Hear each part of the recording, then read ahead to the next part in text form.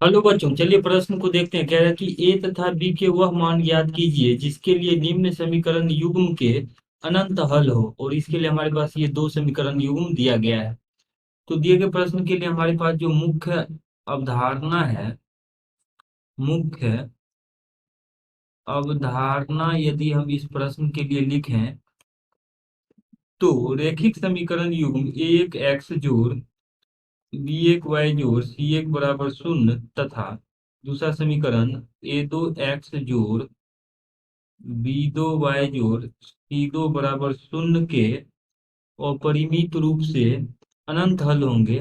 तो इसके इन समीकरणों के अनंत हल की अनंत हल की स्थिति अगर हम लिखें तो ये हो जाएगा ए एक बट्टा ए दो बराबर बी एक बट्टा बी दो बराबर सी एक बट्टा सी दो। ये इसकी स्थिति होती है।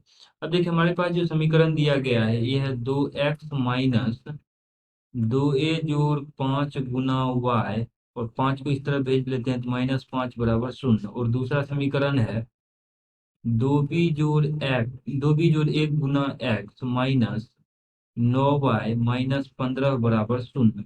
तो इसके अनंत हल के लिए हम लिखेंगे, अनंत हल की स्थिति अगर हम लिखें तो ए एक बट्टा ए दो अर्थात ए के जगह पे दो है तो दो बट्टा दो बी जोड़ एक बराबर होना चाहिए डी एक बटा बी दो अर्थात माइनस दो ए जोड़ पांच माइनस दो ए जोड़ पांच बटा बी दो अर्थात माइनस नौ।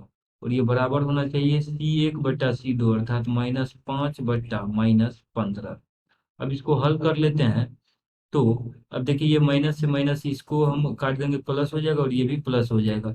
तो प्रथम तथा अंतिम पदों को लेते हैं तो ये आ जाएगा दो बट्टा दो बी जोड़ एक बराबर अंतिम पद को अगर हम लेते हैं दिया जाएगा एक बट्टा पाँच, यानी पाँच बट्टा पंद्रह, पाँच बट्टा पंद्रह। और देखिए इसको अगर हम सरल करें तो यहाँ से हमारे पास ये पाँच एकम पाँच और ये इस तरीके से तीन बारी में कटेगा पाँच से, तो ये आ जाएगा यहाँ पे तीन। अब अगर हम दो बी जोड़ एक को एक से गुना करेंगे तो आ जाएगा दो बी जोड़ एक बराबर तीन गुना दो अर्थात छः। यहाँ से दो बी बराबर आ जाएगा छः माइनस एक, तो ये आ जाएगा पाँच के बराबर अर्थात यहाँ से b का मान आ जाएगा पाँच बट्टा दो। तो b का मान पाँच बट्टा दो आ रहा है।